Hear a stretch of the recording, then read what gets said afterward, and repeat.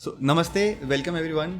तो आज हमारे साथ है यशवंती ट्रैकिंग खपोली इंस्टीट्यूशन के सेक्रेटरी है डॉक्टर महेंद्र भंडारे। नमस्ते। ट्रैकिंग में मैंने देखा है दो तरीके के ट्रैकिंग्स होते हैं, एक होता है सोलो ट्रैकिंग और एक होता है ग्रुप ट्रैकिंग। ऐसा कोई स्पेसिफिक नंबर है कि इतने लोगों का एक ग्रुप में इतने लोगों से ज़्यादा नहीं होने चाहिए? हिमालय में कोई भी सोलो ट्रैकिंग नहीं कर सकता है। ग्रुप ट्रैकिंग में अपना एक खुद का मजा है। जैसे कि अभी 5 लोगों का ग्रुप है। अभी ग्रुप ट्रैकिंग करते समय आपको इस बात का भी ध्यान रखना है कि आपका टेंटेज किस तरह का है। सर, तो अगर मुझे ट्रैकिंग के लिए प्रिपेयर करना है तो आइडियली कितना टाइम लगता है और क्या क्या चीज़ों का प्रिपरेशन होता है? हिमालय का एक रूल है, वर्क हाई एंड स्लीप लो। तो कितना पैसा यूजुअली खर्च होता है अगर एवरेस्ट? वो डिपेंड करता है कि अभी इस साल शायद उन्होंने नेपाल गवर्नमेंट ने रॉयल्टी बढ़ाई है। वो रॉयल्टी पकड़ के आपके पास और 10-15 लाख होनी चाहिए। 10-15 लाख। सर, तो ऐसा कोई रेस्क्यू ऑपरेशन आपको ध्यान आ रहा है जहाँ पे लोगों ने फिजिकल फिटनेस पे ध्यान नहीं दिया? हमारे साथ एक स्टूडेंट थी, हम लोग ट्रैकिंग के लिए गए थे और पूरा एक्सपीडिशन ट्रैकिंग हमारा खत्म हुआ और अब जब वापस आ रहे तो उसको ब्लड की वोमिटिंग हद तक होता है कि या तो किसी खाई में चले जाते हैं, इट लीड्स टू डेथ। ऐसे केसेस बहुत ज़्यादा हैं या कभी कभार? हरिश्चंद्रगढ़ पे हुआ। ओके। और 2 बंदे गए थे, वो मानसून में नीचे गिर गए और अभी 2-3 महीने पहले उनके स्केलेटन्स मिले। कोई ऐसा इंटरेस्टिंग रेस्क्यू मिशन या कोई ऐसा शॉकिंग रेस्क्यू मिशन आपने एक्सपीरियंस किया है? 98 में किया था माथेरान में। एक फैमिली थी, उसमें से 2 लेडी और 2 छोटी लड़कियां शार्लोट लेक जो है वहां से नीचे गिर गए थे। अभी वो उसमें से 2 जो बड़ी लेडी थी और एक बड़ी लड़की थी, वो उनकी डेड बॉडी तो नीचे मिली, लेकिन एक छोटी लड़की थी 2 साल की, उसकी डेड बॉडी नहीं। वहां से जब डाउन किया नीचे, वो वाटरफॉल से, शार्लोट लेक से एक छोटा वाटरफॉल निकल रहा है, तो वो बिल्कुल एक छोटे से पॉन्ड में वो लड़की गिरी हुई थी, उसके सर पे चोट आई थी और वो डेड। नमस्ते, वेलकम एवरीवन। आप सबका इस नए एपिसोड में स्वागत है। आज हमने सोचा कि क्यों ना कुछ एडवेंचर की बात करें, कुछ ऐसी चीज़ों की बात करें जिसके बारे में हम सबको फैसिनेशन होता है। हम सब कुछ ट्राई करना चाहते हैं बट किसी ना किसी रीज़न से अपने आप को रोकते हैं, और वो चीज़ है ट्रैकिंग। ट्रैकिंग, माउंटेनियरिंग एक ऐसी चीज़ है जो बहुत फैसिनेटिंग लगता है और हर कोई उसे ट्राई करना चाहता है। जब हम देखते हैं फिल्मों में या यूट्यूब वीडियोस में जब लोग पहाड़ चढ़ रहे हैं, तो हमें भी लगता है कि क्यों ना हम ये चीज़ करें या ये चीज़ ट्राई करें, बट किसी न किसी रीज़न से हम उस चीज़ को नहीं करते हैं। अगर आप ट्रैकिंग करना चाहते हैं, अगर आप माउंटेनियरिंग करना चाहते हैं, तो ये वीडियो आपके लिए बना हुआ है। आपको ट्रैकिंग करने से पहले, माउंटेनियरिंग करने से पहले किन किन चीज़ों की ज़रूरत है, क्या क्या जानना ज़रूरत है, उन सभी सवालों का जवाब आज हम पता करेंगे। तो आज हमारे साथ है डॉक्टर महेंद्र भंडारे, जो यशवंती ट्रैकिंग खपोली इंस्टीट्यूशन के सेक्रेटरी है। ये इंस्टीट्यूशन करीब 40-43 ईयर्स से जो है रेस्क्यू मिशंस ऑर्गेनाइज करते हैं, ट्रैकिंग से रिलेटेड लोगों को ट्रेनिंग देते हैं। और आज हम सर के साथ बात करेंगे कि किस तरीके से ट्रैकिंग का जो वो जर्नी है इसे शुरू किया जाए, किन किन चीज़ों को ध्यान में रखनी है हमें, और कैसे हम एक सक्सेसफुल ट्रैकिंग मिशन को अकम्प्लिश कर सकते हैं। सो नमस्ते सर। नमस्ते। थैंक यू सो मच, आपने अपना समय दिया। मैंने एक बहुत ही छोटा सा ब्रीफ इंट्रोडक्शन दिया है, अगर आप इसमें कुछ ऐड करना चाहें तो प्लीज़। Thank you. पहले तो मैं आपको थैंक यू बोलता हूँ क्योंकि यहाँ पर आपने जो ट्रैकिंग, माउंटेनियरिंग ये फील्ड है, इसको आपने पब्लिक के सामने लाने की कोशिश की है, इसके लिए आपका बहुत बहुत धन्यवाद। पहली बात तो ये है कि हमारी ये जो यशवंती हाइकर्स खोपोली संस्था है, ये खोपोली जैसे छोटे से गांव में शुरू हुई थी। 1983 में जब खोपोली के ही कुछ स्टूडेंट्स थे KMC कॉलेज के, उन्होंने मनाली में, माउंट आबू में माउंटेनियरिंग का ट्रेनिंग लिया।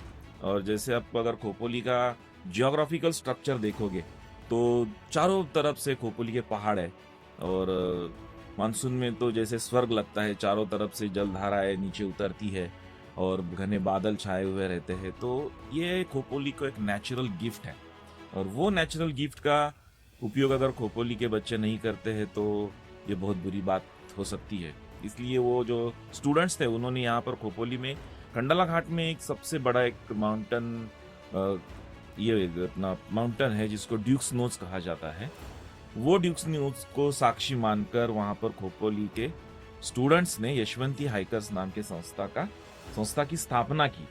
और इसके पीछे की जो नाम है ये यशवंती है, इसकी हिस्ट्री जो है मैं आपको शॉर्ट में बताना चाहूँगा। जब शिवाजी महाराज के जो सेनापति थे तानाजी मालुसरे, उन्होंने पूना के पास एक किला है, पहले उसका नाम कोंडाना किला था और अभी उसका नाम सिंहगढ़ है।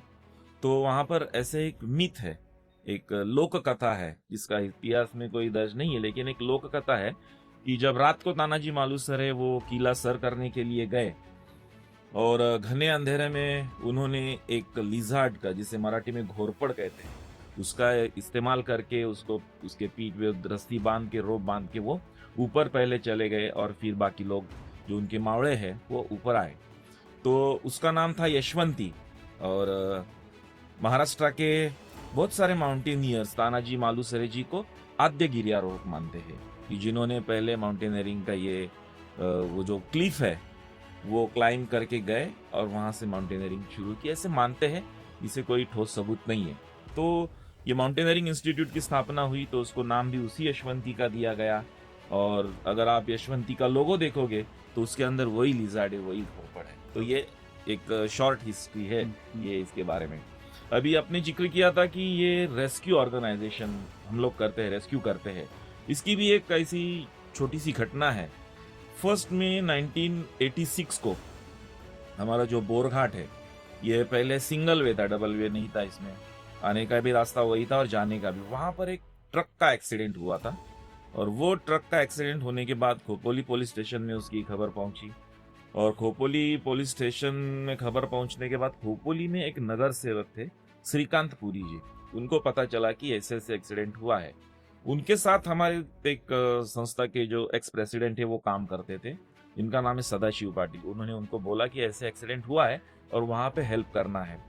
तभी ये जो लोग हैं ये बेसिक कोर्स करके खोपोली में आए थे रिसेंटली मनाली में।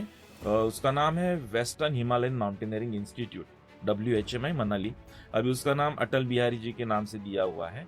तो वहां से ये लोग बेसिक कोर्स करके आए थे, कुछ इक्विपमेंट उनके पास थे। तो उन्होंने जो 4-5 लोग थे वो वहां पर गए और पहला रेस्क्यू महाराष्ट्र का किसी संस्था ने, मतलब माउंटेनियरिंग इक्विपमेंट का यूज करके, माउंटेनियरिंग टेक्निक का यूज करके कॉमन पब्लिक को सेफ्टी प्रोवाइड की या कॉमन पब्लिक के लिए हेल्प प्रोवाइड की। सेफ्टी से ज्यादा वो रेस्क्यू में वो ड्राइवर की डेथ हो गई थी तो उसको उसकी बॉडी ऊपर लाना, इसके लिए ये माउंटेनियरिंग इक्विपमेंट और माउंटेनियरिंग टेक्निक का यूज किया। और तब से ये सिलसिला आज तक शुरू है। आज महाराष्ट्र में बहुत सारी संस्थाएं हैं जो माउंटेन रेस्क्यू करती है, लेकिन फर्स्ट में 1986 में ये इंट्रोडक्शन हमारी संस्था ने की। सर, तो आपसे आज बात करने का पर्पस ये है कि भले ही हम महाराष्ट्र की बात करते हैं, पर जो उसका ट्रेनिंग है, जो माउंटेनियरिंग और ट्रैकिंग की जो ट्रेनिंग्स है, वो ज़्यादातर हिमालयन रेंज से लिए जाते हैं, क्योंकि वो एक सूटेबल कंडीशन है जहाँ पे सारे कंडीशंस को जो आप प्रैक्टिस कर सकते हो और आपको एक आइडिया आ जाएगा। तो आज हमारा पर्पस ये है कि जिन लोगों को हिमालयन ट्रैकिंग के लिए जाना है उनके लिए एक बहुत ही यूज़फुल इन्फॉर्मेशन और यूज़फुल पॉडकास्ट ये बने। तो सर, पहला सवाल ये आता है कि माउंटेनियरिंग और ट्रैकिंग में डिफरेंस क्या है? माउंटेनियरिंग को आप ऐसे करेंगे, ट्रेकिंग से अलग नहीं कर सकते। Okay. Trekking is part of mountaineering. कैसे है कि माउंटेनियरिंग अगर आप डेफिनेशन देखेंगे तो mountaineering is a sports of climbing. Mountain climbing का ये एक स्पोर्ट है जिसमें बहुत सारे स्किल्स आते हैं। तो उसमें से बेसिक स्किल है रॉक क्लाइंबिंग है।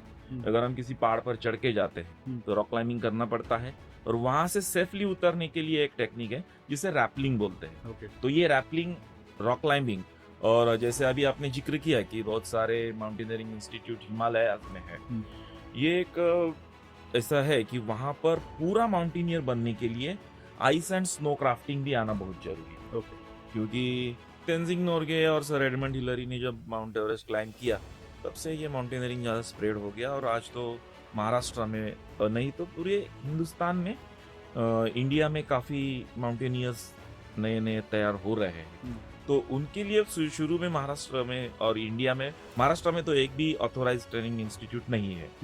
जैसे कि हम देखेंगे कि सारी जो है हिमालय में है, नेहरू माउंटेनियरिंग इंस्टीट्यूट, फिर ये WHMI, फिर अभी उधर नॉर्थ में भी एक है, इधर श्रीनगर में भी है, जम्मू एंड कश्मीर में भी है।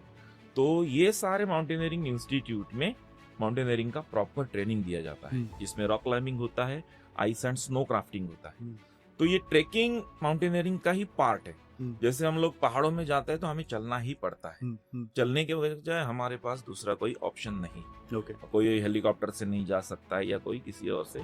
तो trekking is part of the mountaineering. लेकिन इसमें एक बात जरूरी है कि हर एक ट्रेकर माउंटेनियर होना भी जरूरी नहीं है। अच्छा। क्योंकि जो अभी जैसे हमने बताया कि rock climbing, ice and snow crafting, ये टेक्निक जो कॉमन ट्रेकर्स है उनको आना जरूरी नहीं है। उनको सिर्फ इतना ध्यान रखना है कि अपने आप को फिजिकली फिट रखना है। हम जिस एरिया में जा रहे हैं उस एरिया की हमें जानकारी होनी चाहिए, वहां पर कौन कौन से माउंटेन हजार्डस हो सकते हैं, और फिर वो वहां जाके नेचर का लुत्फ उठा सकते हैं। सर, तो जब हम हिमालयन रेंजेस की बात करते हैं तो ऐसा क्या है उसमें जिसकी वजह से इतना फैसिनेशन है, और नॉट ओनली इंडिया बट दुनिया भर से लोग आते हैं और हिमालयन रेंज में जो है ट्रैकिंग करने के लिए आते हैं। 3 महीना, 2 महीना, 6 महीना, इतने लंबे लंबे एक्सपीडिशंस होते हैं, जो है वो एडवेंचर प्लान किए जाते हैं। सो हिमालय या हिमालयन रेंज में ऐसा क्या चीज़ है जिसकी वजह से पूरे वर्ल्ड में उसका एक फैसिनेशन है? एक तो ये हिमालय की जो चोटियां है ये दुनिया में सबसे ऊंची है। अगर आप देखेंगे तो 8000 के ऊपर जो माउंटेन्स है वो सारे हिमालय में है। और वो 14 है, जैसे कि हमारे यहाँ पर समुद्र मंथन हुआ था और जिसमें से 14 रत्न बाहर आए थे, तो वो सारे 14 के 14 अबव 8000 पीक्स है वो हिमालय में। और ये हिमालय की अपने आप में एक खूबी है कि ये आपको कहीं नहीं मिलेंगे। जैसे माउंट एवरेस्ट है, K2 है, कांचनजंगा है, ये अन्नपूर्णा है, ये आपको मिलेंगे इंडिया में, जैसे अपने भारत में है, चाइना में है, नेपाल, तिब्बत, और K2 जैसे है वो पाकिस्तान। इसलिए सारी दुनिया के जो भी हाईकोर माउंटेनियर है वो सारे यहाँ पर आके अपना काम करना चाहते हैं और रिसर्च भी करते हैं उसके ऊपर, क्योंकि हिमालय का जो नेचर है वो अपने आप से एक अलग है। वो नेचर आप और कहीं दुनिया में नहीं मिलेगा आपको। दूसरी बात जो है हिमालय की ब्यूटी है, वो ब्यूटी को देखने के लिए, अपने कैमरा में बंद करने के लिए हिमालय में आते हैं। जैसे अभी आपने बात छेड़ी है तो एक बात बोलता हूँ कि हर एक इंसान ने हिमालय में जाना चाहिए, क्योंकि हिमालय अपने आप में एक प्रेरणा देता है। जैसे अगर आप कवि मन के हो और आप हिमालय में जाओगे तो हिमालय का जो सौंदर्य है वो देख के आपके मन में अपने आप कविताएं उतर आएंगी, जिसका मैंने अभी जिक्र किया था। जो हमारे पूर्व प्रधानमंत्री अटल बिहारी वाजपेयी जी हर मई महीने में वो 15 से 20 दिन मनाली में गुजारते और वहां पर आके वो थोड़ा रिलैक्स करते। यही एक रीजन है। अगर आप फिलोसोफर है तो आप भी वहां जाना जरूरी है, क्योंकि कुदरत आपको एक फिलोसॉफी देता है। अगर आप साइंटिस्ट है, अगर आप जियोग्राफी का अभ्यास करते हैं तो आप हिमालय में जाइए, आपको वहां पे जितना मटेरियल चाहिए उतना मिल सकता है। अगर आप थके हुए हो, अपने काम से बोर हो गए हो, आप हिमालय में चले जाओ, आपको वो शांति मिलेगी, और वहां से जब आप वापस लौटोगे तो आप अपने काम में 100 नहीं 200%। ये एक हिमालय की अपनी खूबी है, और इसलिए हर एक को हिमालय में जाना जरूरी है, नहीं कि नेचर में जाना जरूरी है। सर, तो देखिए, अब 2 तरीके के लोग जो है वो माउंटेनियरिंग और ट्रैकिंग करते हैं। एक तो जो हार्डकोर प्रोफेशनली माउंटेनियरिंग को एज देयर प्रोफेशन देखते हैं, जहाँ पे रिसर्च भी किया जाता है, माउंटेनियरिंग का मजा भी लिया जाता है। एंड एक होता है जहाँ पे आम लोग जिनको माउंटेनियरिंग और ट्रैकिंग करना है, हिमालयन रेंज में जाना है। तो जिन लोगों को, जो आम आदमी है, जिनको जाके वहाँ पे माउंटेनियरिंग करना है, उनके लिए कौन सा सूटेबल एरिया है? क्योंकि हिमालयन रेंज अगर देखें तो बहुत बड़ा है। तो what is the suitable area for any layman, any normal person? सही बात है। अभी जैसे हिमालय को डिस्ट्रीब्यूट किया, लेसर हिमालय, ग्रेटर हिमालय, तो हमको अगर जाना है हिमालय में तो सब लोग प्रेफर करते हैं मनाली, लेह लद्दाख, ये एरिया प्रेफर करते हैं। क्योंकि उसका रीजन एक है कि कम से कम आपको ट्रैवल करना पड़ता है। अगर जैसे कि हम महाराष्ट्र में है, मुंबई में है, अगर हमें हिमालय में जाना है तो हम लोग यहाँ से बाय प्लेन चंडीगढ़ जा सकते हैं, और चंडीगढ़ से हम सीधा मनाली पहुँच सकते हैं। वही अगर आपको यहाँ पे गंगोत्री रीजन में जाना है तो आपको यहाँ से फिर देहरादून जाना पड़ेगा, या फिर उत्तरकाशी, ऋषिकेश जाना पड़ेगा, ऋषिकेश से फिर उत्तरकाशी जाना पड़ेगा, और वहां से फिर आपको गंगोत्री जाना पड़ेगा। ये एक ट्रैवलिंग पॉइंट ऑफ व्यू से आप अगर देखोगे, अगर आपके पास कम समय है और कम समय में जाके आपको बर्फ एंजॉय करना है, स्नो में जाके मजा लेना है, हिमालय की ब्यूटी को देखना है, तो आप मनाली रीजन प्रेफर करो। मनाली रीजन में कम से कम लैंडस्लाइडिंग होता है, ओके ये एक उसकी खासियत है। ओके और अभी तो रास्ते भी बहुत अच्छे बने हुए हैं कि आप कम से कम समय में मनाली में पहुंच सकते हो। मनाली में अभी रहने की सुविधाएं भी बहुत सारी बढ़ गई, ओके इसलिए लोग मनाली में जाएंगे। और मनाली में ट्रैकिंग के लिए बहुत सारे रूट्स भी है, ट्रैकिंग रूट्स है, बहुत सारी ट्रैकिंग एजेंसीज भी हैं जो आपको इजीली वहां पर ले जा सकते हैं। ओके सर, जैसे आपने कहा कि जो एक आम आदमी अगर उनको ट्रैकिंग करना है, सबसे रिस्की या सबसे एडवेंचरस हिस्सा कौन सा है जहाँ पे जो प्रॉपर प्रोफेशनल माउंटेनियर्स हैं वो जाना प्रेफर करते हैं? झांसकर रिवर में जो है, झांसकर वैली में जो चद्दर ट्रैक होता है वो सबसे टफ ट्रैक माना जाता है। क्यों, क्या रीजन? क्योंकि वो झांसकर रिवर जो है वो फ्रोजन हो जाती है, और वो फ्रोजन होने के बाद वो रिवर्स के ऊपर से ट्रैवल करके ट्रैक करना पड़ता है। अच्छा। और उस वहां जाने के लिए आपको हाई लेवल का फिजिकल फिटनेस चाहिए, और उसके साथ आपका मेंटल टफनेस भी होना चाहिए, तब जाके आप उसको एंजॉय कर सकते हैं। ओके इसलिए वहां पे अगर आपको जाना है तो अपने आप को पहले फिजिकली फिट करो। अगर आप फिजिकली फिट हो जाओगे तो आपका जो कॉन्फिडेंस लेवल है वो ऑटोमेटिक हाई हो जाएगा, और वहां पे वो कर सकते हो। तो ऐसी जगह पे जाने के लिए रिस्क फैक्टर्स क्या क्या है? मतलब अगर मैंने सोचा कि मुझे जो अपने आप को ट्रेन करना है, तो ऐसा कोई इंसिडेंट आपके दिमाग में आ रहा है जो आप एग्जाम्पल के तौर पे दे सकते हो, जिससे मुझे आइडिया है कि हाँ ये इस लेवल तक रिस्क है और मुझे सोच समझ के जाना चाहिए? अभी रिस्क जो है वो दो टाइप में हम लोग कर सकते हैं। एक तो नेचुरल डिजास्टर के, जो अपने कंट्रोल में नहीं है। अगर कोई लैंडस्लाइड होती है या एवलांच आता है तो वो अपने कंट्रोल में नहीं है। लेकिन दूसरी रिस्क जो है, अगर हम फिजिकली फिट नहीं है तो हमें हाई एल्टीट्यूड सीकनेस का सामना करना पड़ता है।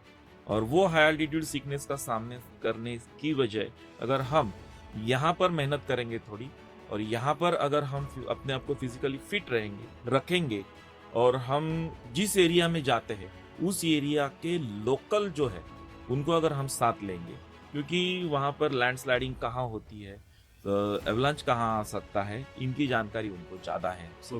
और कौन सा रास्ता सेफ है, कहाँ से हमें जाना चाहिए, हमें कैंपिंग कहाँ करना चाहिए, ये सब वो जानते हैं। इसलिए हम अगर हिमालय में जाते हैं तो हमें लोकल लोगों का जो है हेल्प लेनी चाहिए, उनसे हमें हेल्प लेनी चाहिए। सर, ट्रैकिंग में मैंने देखा है दो तरीके के ट्रैकिंग्स होते हैं, माउंटेनियरिंग्स होते हैं। मैं टर्मिनोलॉजी जो है वो इंटरचेंजेबली यूज़ करूँगा। एक होता है सोलो ट्रैकिंग और एक होता है ग्रुप ट्रैकिंग, ठीक है? तो सोलो ट्रैकिंग ऑफ कोर्स जब आप एक पर्टिकुलर एक्सपीरियंस के बाद आप सोलो ट्रैकिंग करेंगे, बट देन सोलो ट्रैकिंग और ग्रुप ट्रैकिंग की अगर हम बात करते हैं तो, और ग्रुप ट्रैकिंग में ऐसा कोई स्पेसिफिक नंबर है कि इतने लोगों का एक ग्रुप में इतने लोगों से ज़्यादा नहीं होने चाहिए, इससे कम नहीं होनी चाहिए? पहले जो सोलो ट्रैकिंग का है ना, ये मिसकॉन्सेप्ट मैं दूर करता हूँ।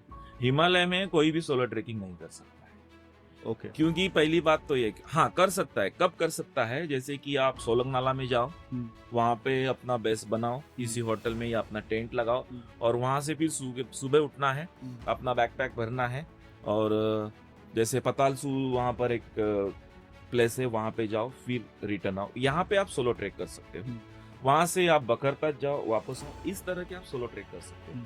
लेकिन जहां पर आपको रहना है, टेंट लगा के रहना है, वहां पर आपका सोलो ट्रैकिंग नहीं होगा। ओके। उसका रीजन ऐसा है कि आपका अगर 4 दिन का ट्रैकिंग है तो 4 दिन में आपको लगने वाला जो रेशन है, जो खाने का जो राशन है, वो आपको साथ में कैरी करना है। जो आप लेके गए उसको पकाना है, उसके लिए आपको स्टोव या गैस, ये सब आपको साथ में कैरी करना है। प्लस आपको रहने के लिए टेंट भी आपको कैरी करना है। अगर आपका 4 दिन का ट्रैकिंग का प्लान है और आप सोलो ट्रैकिंग करना चाहते हो तो आपके पास कम से कम, आप कितना भी मिनिमाइज करो, 30 से 40 किलो वेट हो जाएगा। ओके। और इतना वेट खुद के कंधे पे कैरी करना एक बंदे को आसान है। इसलिए वहां पर आपको लोकल सपोर्ट लेना जरूरी है। इसलिए हिमालय में कभी भी सोलो ट्रैकिंग नहीं करना है। अगर आपको ट्रैकिंग करना है तो आप जाओ कहीं पे, अपना बेस बनाओ, आपको कुक हायर करो, कुक के लिए असिस्टेंट हायर करो, बेस बनाओ। जैसे आप बकरताज में बेस बनाते हो, बकरताज में बेस बनाने के बाद आप ब्यासकुंड जाके आ सकते हो, यहाँ पे लेडी लेक पे जाके आ सकते हो, टेंटू पास के बेस तक जाके आ सकते हो। इस तरह से आप ट्रैकिंग कर सकते हो। रही बात अभी ग्रुप ट्रैकिंग की, ग्रुप ट्रैकिंग में अपना एक खुद का मजा है। जैसे कि अभी 5 लोगों का ग्रुप है। अभी ग्रुप ट्रैकिंग करते समय आपको इस बात का भी ध्यान रखना है कि आपका टेंटेज किस तरह का है। ओके। उस तरह से आपको टेंट लेना पड़ेगा। हम्म। अगर आप 7 या 8 तो टेंट आते हैं, 2 मैन टेंट आते हैं, 4 मैन टेंट आते हैं, इस तरह से टेंट की भी कैपेसिटी होती है। और आप जिस जगह पर ट्रेकिंग करने जा रहे हो वहां पर टेंट लगाने की सुविधा कैसी है, वहां पे आप तो बड़ा शामियाना नहीं लगा सकते, क्योंकि अगर वैली बीम्स आएगी तो आपके शामियाने जो उड़ जाएंगे। इसलिए कम से कम जगह पर लगने वाले 4 मैन 6 मैन टेंट्स आप कैरी कर सकोगे। इसलिए जितना आपका छोटा ग्रुप होगा उतना आपको ट्रेकिंग का मजा ज्यादा आएगा। अगर ग्रुप का साइज बढ़ेगा तो आपका उतना राशन बढ़ेगा, उसके लिए लगने वाले टेंटेज बढ़ेंगे और बाकी सब चीजें ऑटोमेटिकली बढ़ेंगी। दूसरी रिस्क फैक्टर ऐसा है कि अगर कोई फ्लड आया, मतलब हिमालय का जो क्लाइमेट है वो अनसर्टन है, कभी भी बारिश हो सकती है, कभी भी स्नोफॉल हो सकता है। उस वक्त अगर आपके पास बड़ा ग्रुप है तो उसको अकोमोडेट करने में आपको दिक्कत हो सकती है। अगर किसी को इंजरी हो जाती है, जैसे कि पैर में मोच आ गई, तो उसको उठा के आपको लाना पड़ेगा। अगर लैंडस्लाइड में किसी के सर पे पत्थर पड़ता है, किसी के हाथ पे पत्थर पड़ता है, तो उस तरह के इंजरीज हो सकते हैं। इसलिए आपके पास अगर लोकल सपोर्ट होगा तो आपको ज्यादा बेहतर होगा, और आपका अगर एक्सीडेंट भी हुआ है तो वो लोग ज्यादा आपसे फास्ट मूवमेंट कर सकते हैं।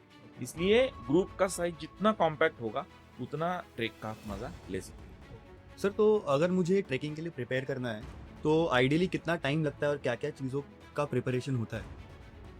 अभी इसमें हमें ऐसा है कि हम कोई ऐसे नहीं है कि आज मेरा एग्जाम खत्म हो गया, आज मेरा काम से मेरा छुट्टी सैंक्शन हो गया, मैं उठ गया और ट्रेकिंग गया।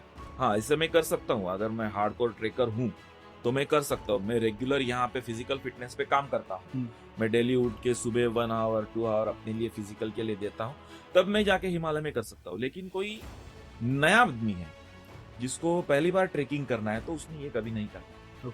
इस बात का ध्यान रखना, क्योंकि वहां पर फिजिकल फिटनेस बहुत इंपॉर्टेंट है, और फिजिकल फिटनेस के साथ साथ एक्लेमेटाइजेशन भी बहुत इंपॉर्टेंट है। अगर मुझे हिमालय में ट्रेकिंग के लिए जाना है, मई महीने में ट्रेकिंग के लिए जाना है, जैसे मैं आपको बताऊंगा कि मार्च से जून तक का जो सीजन है वो हिमालयन ट्रेकिंग के लिए अच्छा है, सेफ, क्योंकि उस वक्त आपको स्नो भी मिलेगा, बर्फ भी मिलेगा, और जब बर्फ मेल्टिंग होता है तो नए नए फूल खिलते हैं। ये भी नेचर का लुत्फ उठा सकते हैं। तो अगर हमें एग्जाम के बाद तुरंत जाना है तो हमें 2 महीने पहले उसका प्रिपरेशन करना है। जैसे रेलवे का रिजर्वेशन आपको करना है, 3 महीने पहले रिजर्वेशन करना पड़ता है। जैसे आपका रिजर्वेशन खत्म होता है, आप यहाँ पर फिजिकल फिटनेस भी स्टार्ट करना है। ये फिजिकल फिटनेस में जो हेल्थ रिलेटेड फिजिकल के फैक्टर्स है, जो 5 फैक्टर्स है, कार्डियोवैस्कुलर एंड्योरेंस है, मस्कुलर एंड्योरेंस है, muscular strength, flexibility and body composition, ये 5 ही कंपोनेंट पे आपको काम करना है। मतलब आपको कार्डियोवैस्कुलर एंड्योरेंस बढ़ाना है, मस्कुलर एंड्योरेंस बढ़ाना है, मस्कुलर स्ट्रेंथ बढ़ानी है, और उसके साथ साथ फ्लेक्सिबिलिटी के ऊपर भी काम करना है। क्योंकि अगर हम यहाँ पर समुद्र सी लेवल पे है, मतलब जैसे मुंबई सी लेवल पे है, यहाँ से हम लोग जब मनाली में जाते हो तो डायरेक्टली हम 3000 मीटर की ऊंचाई को क्लाइंब करते रहते हैं वहां पे। और जब हम सी लेवल पे रहते हैं तो हमारी लंग्स की जो ऑक्सीजन लेने की, हवा अंदर लेने की जो क्षमता है, कैपेसिटी है, वो वहां पे जाके काम करना चाहिए। नहीं तो माउंटेन सिकनेस हो सकता है, आपको बीमारी का सामना करना पड़ सकता है। तो वहां पर एक हिमालय का रूल है, अगर आपको मनाली में रहना है तो आप जैसे ही सुबह मनाली में पहुंचते हो, दिल्ली से शाम को बसें निकलती है, सुबह आपको जाके पहुंचाती है, तो जाते ही आपने टेंट तो नहीं, मनाली में आप रूम में जाके सोना। अच्छा, एक बात का प्रिकॉशन है, इस बात का ध्यान रखना है। जैसे ही आप जाते हो रूम में अपना बैग रखो, फ्रेश हो जाओ, वहां पे वार्म क्लोथिंग जो है, स्वेटर है, जैकेट है, बलाक्लावा है, ग्लव्स है, ये सारे पहनो, क्योंकि आप वहां की जो ठंड है उससे ये नहीं हो, मतलब आपकी बॉडी जो है उसके लिए तैयार नहीं है अभी तक, क्योंकि आप सीधा 24 घंटे में सी लेवल से मनाली में आए, बॉडी आपकी अभी तक तैयार नहीं है। इसके लिए आप अपने आप को वार्म रखो, फिर बाहर निकलो, थोड़ा सा ब्रेकफास्ट करो, वहां से चलते हुए आप माउंटेनियरिंग इंस्टीट्यूट में जाओ, वहां पर विजिट करो, वहां पर जहाँ पे आप रिकॉर्ड करो कि हम यहाँ से इतने लोग आए हैं ट्रेकिंग के लिए, हम यहाँ पर ट्रेकिंग के लिए जाना चाहते हैं। तो अल्टीमेटली क्या होता है, आप वहां पे किसी एजेंसी के पास अपना रजिस्ट्रेशन करते हो। इनकेस अगर कोई आपको आपदा आती है, कोई इंसिडेंट होता है, तो वो अवेयर रहते हैं कि यहाँ पे किसी ने रजिस्ट्रेशन किया है, ये लोगों का ये ड्यूरेशन में ट्रेकिंग प्लानिंग है, तो अगर वो वापस नहीं आए तो वो सोचेंगे, या फिर आप पुलिस स्टेशन में जाके बताओ कि हम लोग मुंबई से आए हैं, इतने लोग हैं, ये हमारे नाम है, ये हमारे आधार कार्ड है, हम लोग ये एरिया में जाके ट्रेकिंग करने वाले हैं। तो ये सब आप जो मूवमेंट्स वो चलते करो। वहां से हडिम्बा टेम्पल जाओ, हडिम्बा टेम्पल चलते जाना है आपको। जितना आप मनाली में चलोगे उतना आप फिटनेस की तरफ जाओ। अगर आप जाते ही रूम में सो जाओगे, ऑर्डर करोगे भाई कॉफी लाओ, चाय लाओ, ये लाओ, वो लाओ, तो आप बीमार ही पड़ोगे। तो आप क्या होगा, आप अगर वहां पे ज्यादा चलोगे, जहां पर वहां पे काम करोगे, तो आपको ज्यादा ऑक्सीजन लगेगा, और वो आपकी जो रिक्वायरमेंट है वो फुलफिल करने के लिए लंग्स। अच्छा। और फिर शाम को हिमालय का एक रूल है, वर्क हाई एंड स्लीप लो। मतलब आप अगर 3000 मीटर पे सोने वाले हो तो उससे ऊपर वाले एरिया में जाके थोड़ा काम करो और फिर नीचे आके सो जाओ, तब जाके आप आराम से सो सको। दूसरे दिन फिर आप अपना प्रिपरेशन करो। अगर आपको लोकल एजेंसी चाहिए तो मनाली में बहुत सारी लोकल एजेंसीज है, उनका आप बेनिफिट ले सकते हैं। उनसे इंक्वायरी करना है कि हमें ब्यास कुंड का ट्रैक करना है, हमें राला फॉल का ट्रैक करना है, हमें देव तिब्बा बेस कैंप तक जाना है। ये सब आप डिसाइड करके यहाँ से प्लानिंग करके जाते हो, लेकिन वहां जाके फिर पता करो वहां की जियोग्राफिकल कंडीशन क्या है। कहीं रिसेंटली वहां पे लैंडस्लाइड हुई है, रास्ता बंद है, तो आप वो एरिया को कैंसिल कर सकते अपना दूसरी जगह पर भी जा सकते। इस तरह से आपको वहां पर जाने से पहले प्रिपरेशन करना। ओके, मतलब अच्छा खासा समय देना होगा, और फिजिकल फिटनेस के पे जो है 2 महीने पहले से 2-3 महीने पहले आपको काम करना। ओके, तो ऐसा कोई स्पेसिफिक एक्सरसाइज है जो ध्यान में रखना होता है, या आप अपनी बॉडी के हिसाब से एक्सरसाइज कर सकते हैं? एक्सरसाइज में एक तो आप रनिंग करो, जिससे आपको जैसे मैंने बताया कि फिजिकल फिटनेस कंपोनेंट में कार्डियोवैस्कुलर एंड्योरेंस है। रनिंग में आपको क्या मिलेगा, आपके लंग्स को ऑटोमेटिकली, हार्ट को ऑटोमेटिकली, और जो अपने मेजर बॉडी पार्ट्स है, बॉडी मसल्स है, उनको भी रनिंग से एक्सरसाइज मिलता है। उसके बाद थोड़ा वेट जो सैक में है वो डाल के आप चलने की कोशिश करो। मतलब 10 किलो, 15 किलो, 20 किलो अपने सैक में डालो और वो डाल के आप चलो आधा घंटा, 1 घंटा। क्योंकि क्या है ना, हिमालय में आप जब ट्रेकिंग के लिए जाते हो ना, तो खुद का जो पर्सनल बिलोंगिंग्स है, जैसे कि आपकी स्लीपिंग बैग है, आपके शूज है, आपके वार्म क्लोथ्स है, ये सब आपके सैक में रहते हैं। आपकी वाटर बॉटल है, और ये लेके आपको ही चलना है। आप उसके लिए किसी को हायर कर सकते हो, लेकिन फिर मजा नहीं उठा सकते हो। वो बेचारा आपका सैक लेके आगे चला जाएगा, आप पीछे रहोगे, आपको प्यास लगेगी, पानी कहाँ से पियोगे? या फिर आपके इसमें कुछ ड्राई फ्रूट्स है, कुछ खाने की चीजें है, और आप वो आगे चला गया है आपका सैक लेके, आपको भूख लगी है तो आपके पास खाने के लिए नहीं। इसलिए खुद का जो सामान है वो खुद उठाओ, इसकी प्रैक्टिस यहाँ पर करो। तब जाके आपके पास कैमरा होगा, आपको नेचर फोटोग्राफी का शौक है, तो ये कैमरा भी आप अपने साथ ले सकते हो। इसलिए थोड़ा वेट कैरी करने की आप प्रैक्टिस करो, रनिंग करो, जॉगिंग करो, जिससे आपके जो ये जो 5-4 फैक्टर है ये डेवलप हो जाए। तो इसमें कोई एज फैक्टर भी होता है कि एक पर्टिकुलर एज के ही लोग उसमें ये सारे माउंटेनियरिंग का मजा उठा सकते हैं, या any age group? Any age group. अभी देखो, छोटे बच्चे से लेके, मतलब जो खुद का खुद कर सकता है, वहां से लेके 75 से 80 तक आप जा सकते हो। ये जो सीनियर सिटीजन है, ये भी काफी अगर अपने आप को फिट रखते हैं, अगर वो फिट है, वो रोज 10 किलोमीटर, 5 किलोमीटर, 6 किलोमीटर चलने की क्षमता रखते हैं, तो वो भी हिमालय में जाके अपना ट्रेकिंग का लुत्फ उठा सकते हैं। इसमें एज बैरियर कोई नहीं है, लेकिन वहां जाने के पहले आपको एक चीज का ध्यान रखना है कि अपने जो डॉक्टर्स है उनकी सलाह आपको लेना बहुत जरूरी है। नहीं तो क्या होगा, अगर आपको पहले से ही कोई बीमारी है, जैसे कि हाई ब्लड प्रेशर है, लंग से रिलेटेड है, हार्ट से रिलेटेड है, और आप अगर वहां जाओगे तो वो बीमारी आपके ट्रेकिंग में बाधा डाल सकती है। और आप अगर ग्रुप में हो तो उससे पूरा ट्रेकिंग का जो आपका ग्रुप है, उनके ट्रेकिंग के जो आनंद लेना है, मजा लेना है, उनको वो सब किरकिरा हो सकता है। इसके लिए आप जाने के पहले अपने डॉक्टर से बताओ कि हम ये हिमालयन रेंज में जा रहे हैं, उसका हाइट इतना है, तो डॉक्टर आपको सलाह देगा कि अब जाना है या नहीं। उसके बाद अगर डॉक्टर जाने के लिए बोलते हैं तो भी आपको फिजिकल फिटनेस के ऊपर ध्यान देना। तो ऐसा कोई रेस्क्यू ऑपरेशन आपको ध्यान आ रहा है जहाँ पे लोगों ने फिजिकल फिटनेस पर ध्यान नहीं दिया और उसके वजह से उनको वापस लाना पड़ा, और बहुत बहुत मेजर प्रॉब्लम में पड़ गए थे वो लोग because of not taking care of physical fitness? Himalayan trekking में तो ज्यादा रेस्क्यू की जरूरत नहीं पड़ती है। हिमालय में क्या होता है, अगर ऑल ऑफ सडन कोई लैंडस्लाइड होती है या हैवी रेनफॉल होता है और स्ट्रीम में कोई फंस जाता है तो, लेकिन ये एक्लोमेटाइजेशन का प्रॉब्लम आता है। जैसे कि हमारे साथ एक स्टूडेंट थी, हम लोग ट्रैकिंग के लिए गए थे और पूरा एक्सपीडिशन ट्रैकिंग हमारा खत्म हुआ और अब जब वापस आ रहे तो उसको ब्लड की हो गई। पहले तो हम घबरा गए, लेकिन उसको यहीं पर प्रॉब्लम थी।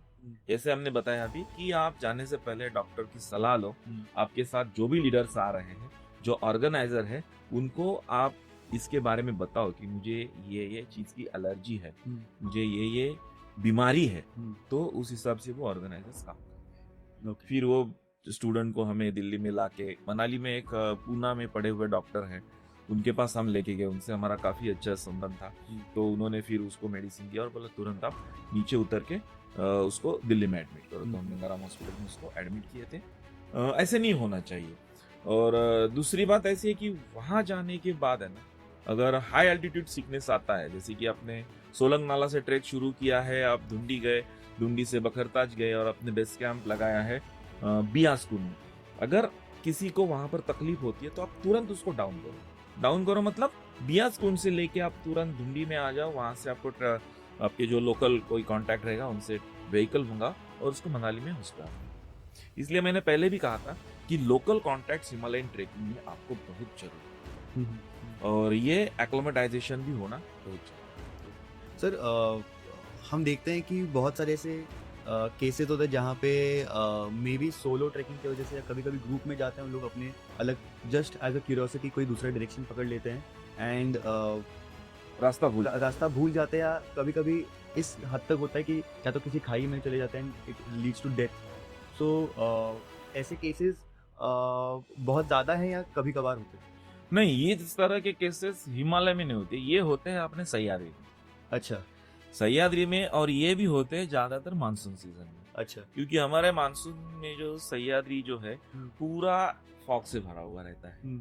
और जो समर सीजन में, मतलब अभी के सीजन में जो ट्रेल्स है, वो ट्रेल्स जो बनी हुई रहती है वो घास बढ़ने के कारण ढक जाती है। और अगर आप नए उसमें गए हो, मतलब पहली बार वहां पे गए हो, वो एरिया से आप फैमिलियर नहीं हो, उस एरिया की आपको जानकारी नहीं है, तो आप वहां पर रास्ता भटक सकते हो। ओके। और स्लीपरी होने के कारण आप फिसल के खाई में गिर सकते हो। ऐसे हरिश्चंद्रगढ़ पे हुआ। ओके। और 2 बंदे गए थे, वो मानसून में नीचे गिर गए और अभी 2-3 महीने पहले उनके स्केलेटन्स मिले। हाँ, तो अभी उनका वो निकाल दिया है, उनका रेस्क्यू ऑपरेशन, मतलब उनका जो रिकवरी है वो हो गया है। तो इस तरह से हिमालय में नहीं होता है। हिमालय में क्या होता है, हिमालय में ऑल ऑफ सडन लैंडस्लाइडिंग हो सकती है। ओके। या आप जैसे कि धुंडी से बखरताज गए हो और धुंडी से बखरताज जाने के लिए बीच में वो रिवर क्रॉस करनी पड़ती, ऊपर अगर बारिश हो गई और नीचे अगर फ्लो बढ़ गया है तो आपको क्रॉसिंग में प्रॉब्लम हो सकता है। इस बात का आपको ध्यान रखना।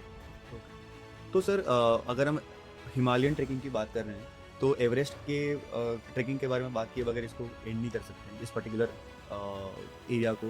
तो हिमालयन ट्रैकिंग और इसमें एवरेस्ट, माउंट एवरेस्ट को के ऊपर जो हमने देखा है कि बहुत सारे लोग आजकल जाने लगे हैं, ग्रुप ट्रैकिंग होने लगे हैं, और हम हर साल अब पिक्चर्स आने लगे जहाँ पे ट्रैफिक की वजह से लोग 2 दिन 4 दिन तक। तो ये क्या है, मतलब इतना आसान हो गया है क्या कि हिमालय एवरेस्ट पे माउंटेनियरिंग किया जा सकता है, या जो भी जाते हैं वो सारे प्रोफेशनल्स होते हैं? नहीं, अभी जैसे मैंने आपको बताया है, 8000 पीक है, इसमें अभी आपको हो ट्रैकिंग छोड़ के माउंटेनियरिंग में आपने डाइवर्ट किया है। तो मैं बताता हूँ हमारे दर्शकों को कि ट्रैकिंग अलग है, माउंटेनियरिंग अलग है। अभी हिमालयन एक्सपीडिशन, स्पेशली जो खास करके हिमालयन एक्सपीडिशंस जो होते हैं, किसी पीक पे हम क्लाइंबिंग करने के लिए जाते हैं, जैसे मनाली रीजन में हनुमान टिब्बा पीक है, ये अपने आप में एक बहुत बड़ा चैलेंज है। अगर उसमें जाना है तो प्लानिंग होता है कि हमारा टीम कितने लोगों का रहेगा, उसमें क्लाइंबिंग टीम कितनी रहेगी, 4 लोग क्लाइंबिंग रहेंगे या 5 लोगों का टीम रहेगा, उनके लिए सपोर्ट टीम कितना रहेगा, मतलब वहां पर HAP जिसको बोलते हैं, हाई एल्टीट्यूड पोर्टर्स बोलते हैं, वो कितने रहेंगे, फिर हमारा इक्विपमेंट कितना रहेगा, उसमें टेक्निकल गियर कितना रहेगा, फूड कितना रहेगा, टेंटेज कितना रहेगा, उस हिसाब से लोड बनेंगे। कैंप्स कितने लगेंगे, जैसे मैंने बताया कि बकरकच के बाद बियासकुन में बेस कैंप अगर लगेगा तो बेस कैंप में कितना सामान रहेगा, फिर आगे कितने कैंप लगेंगे, वो उसके हिसाब से पूरा जो है पैकिंग होता है। अभी एवरेस्ट के बारे में क्या हुआ है, एवरेस्ट अभी गाइडेड क्लाइंबिंग हुआ है। अच्छा। गाइडेड क्लाइंबिंग का मतलब क्या है, वहाँ की जो एजेंसीज है हम्म, वो आपसे पैसा लेती है। हम्म, आपके पास अगर आप पैसा है तो आप दे दो, और वहाँ पर वो सब फिक्सिंग कर देते हैं, ओके, मतलब रोप फिक्स कर देते हैं। आपको सिर्फ हार्नेस पहनना है, उसमें जुमार लगाना है, और बस उसको आगे करते चलना है। ये Okay. फर्क है। अच्छा, अगर आप ये बाकी सब गाइडेड एक्सपीडिशन छोड़ के कोई दूसरा पिक क्लाइंब करते हो तो वो अपने आप में एक बहुत बड़ा चैलेंज है। ओके, ये एवरेस्ट में अगर आपको जाना है तो आपको अपने फिजिकली फिट रखना है, और आपके जेब में बहुत सारे पैसे। अच्छा, तो कितना पैसा यूजुअली खर्च होता है अगर एवरेस्ट वो ले डिपेंड के करता climb- है कि अभी इस साल शायद उन्होंने, नेपाल गवर्नमेंट ने रॉयल्टी बढ़ाई है। हम्म, वो रॉयल्टी पकड़ के आपके पास और 10-15 लाख होने चाहिए। 10-15 lakhs हाँ, इंडिविजुअल पर इंडिविजुअली पर पर्सन। ओके, तो अगर आपके पास है तो आप भी कर सकते हो। हम्म, ये तो एवरेस्ट क्लाइंब करना, ये हर एक क्लाइंबर की अपनी खुद की विश रहती है। जैसे solo climbers specially, solo climbers नहीं, कोई भी माउंटेनियर, हम्म, जो माउंटेनियर है उसको लगता है कि ये टॉप ऑफ द वर्ल्ड है ना, वहां पे हम्म, जाना चाहिए। लेकिन आज का ये जो सीनियर देखने के बाद ऐसे लगता है कि वही खर्चे में हम लोग यहाँ पर ज्यादा एक्सपीडिशन कर सकते हैं, हम्म, अपने आप को टेक्निकली साउंड कर सकते हैं, हमारे जो भी स्किल्स है उसको हम ज्यादा पॉलिश कर सकते हैं, हम्म। और अपने आप को फिट कर सकते तो सर आपने जैसे कहा कि प्रॉपर पेड एक्सपीडिशंस होते हैं एंड प्रॉपर एजेंसीज होती है जो पूरा आपके लिए सेट करके देंगे, हैं। देन आप खाली उनके रूट को फॉलो करिए and then you reach the yes, Mount Everest. तो जो प्रोफेशनल माउंटेनियरिंग करते होंगे, जो सोलो माउंटेनियरिंग करते होंगे, जिनको पूरा A to Z खुद करना है, हाँ। तो दोनों के लिए रूट अलग है कि रूट वही है? नहीं, एवरेस्ट में ये होता ही नहीं है ना। एवरेस्ट में आजकल सब गाइडेड यही होता है। अच्छा, ये सारे जो है, जो बाकी जो पीक्स है हमारे, वहां पे होता है। अच्छा, जैसे मैंने बताया कि हनुमान तिब्बा है, हनुमान तिब्बा आपको अगर क्लाइंब करना है और आप ये सीजन में कर रहे हो, मई महीने में, तो टेंटू पास में पूरा आपको बर्फ मिलेगा। ओके, तो वो बर्फ में रूट ओपन अपने आप को करना है, खुद को करना है। ओके, वहां पे आपको कोई नहीं करके देगा, वहां पे आपको खुद करना है। अगर आपका एचएपी क्यों लेते हैं, क्योंकि वो वही के लोकल है ना, हाँ, और हम यहाँ पे मुंबई में रहते हैं, सी लेवल में रहते हैं, तो वो ज्यादा हमसे एक्टिव रहते हैं, इसलिए हम उनको लेते हैं साथ में। ओके, और फिर वो रूट ओपन करते हैं, कभी कभी हम रूट ओपन करते हैं। ये एक चैलेंज रहता है। अपना रोप भी हम फिक्स करते हैं। अभी मैं आपको एक हनुमान तिब्बा का एक एक्सपीरियंस बताता हूँ। 92 में जब हम एडवांस कोर्स करने गए थे WHMI में, मनाली में, तभी वहां पर इंडो तिब्बत वुमेन्स एक्सपीडिशन हुआ था एवरेस्ट का, और उसमें मनाली के डिकी डोलमा, राधा देवी, ये सारे लोग थे, और वहां पे कई सारे रिकॉर्ड्स हो गए। तो वो टीम के जो टेक्निकल एडवाइजर थे, राजीव शर्मा सर थे, बलदेव कंवर सर थे, वो हमारे इंस्ट्रक्टर। ओके, वहां पर आने के बाद उन्होंने बोला कि अभी हम ये बैच को हनुमान तिब्बा क्लाइंब करेंगे। सारा प्लानिंग हो गया, सारा डिसाइड हो गया। फिर अगले दिन हमने क्या किया, सारा जो रेशन था वो टेंटू पास में जाके डंप कर दिया, ओके, और उसको पॉलीथीन से कवर करके हम लोग फिर बेस कैंप में आए, और दूसरे दिन जाना था।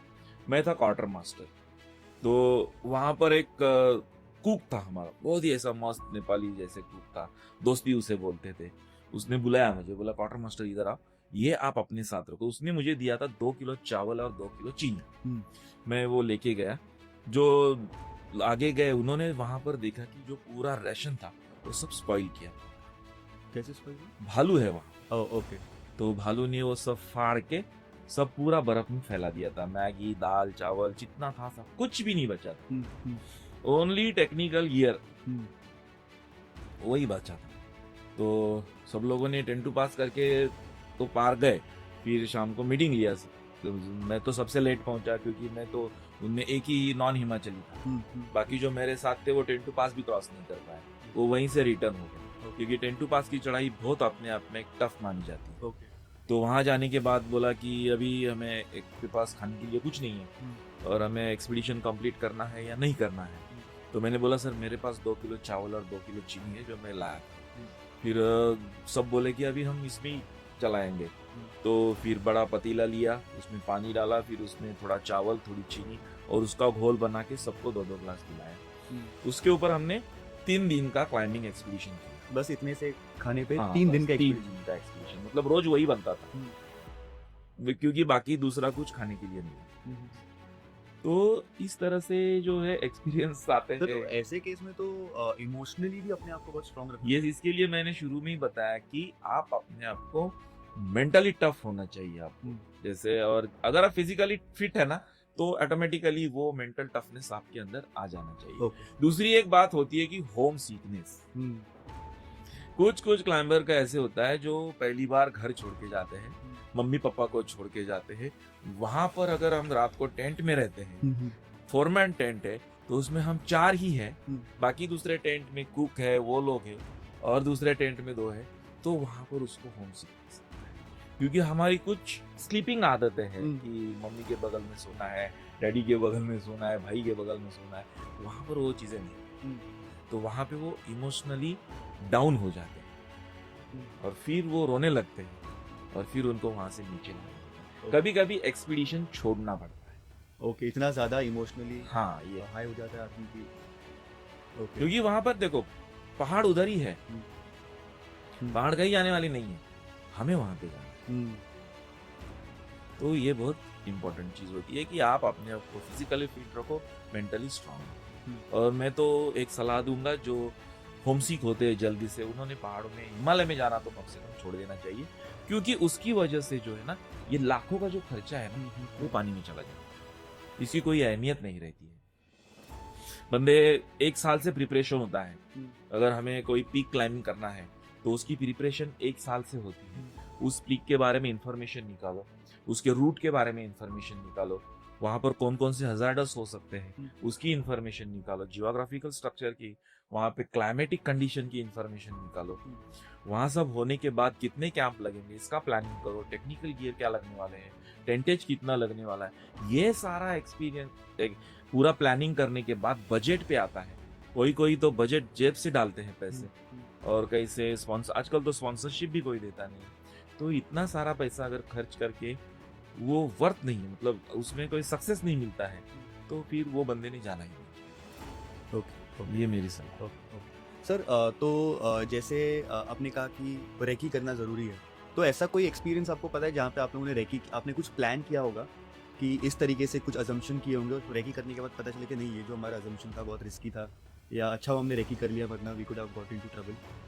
नहीं नहीं नहीं, रेकी करे बिगार आप कहीं भी मत जाओ, हिमालय नहीं सह्याद्री में भी आप मत जाओ, क्योंकि जियोग्राफिकल स्ट्रक्चर से वो बार बार बदलते जाते हैं और रिसेंट रेकी होना बहुत जरूरी है। ओके। बिना रेकी किए आप सैक उठाओ और चले जाओ, ऐसे नहीं होता, क्योंकि कुछ भी हो सकता है उसमें। जैसे कि अपने यहाँ होता है, सही ये मानसून में अपने यहाँ पर होता है कि हम लोग किसी ट्रैक के लिए जाते हैं, बीच में नाला होता है, वो नाला क्रॉस करके जाते समय नाले में पानी नहीं था, लेकिन वापस आते समय इतना बारिश हो गया कि नाला भर गया है, उसको क्रॉस करने के लिए आपके पास ही नहीं इक्विपमेंट नहीं है। इसके लिए जब आप ट्रैकिंग के लिए जाते हो तो आप वेल इक्विप्ड होके जाओ। ओके।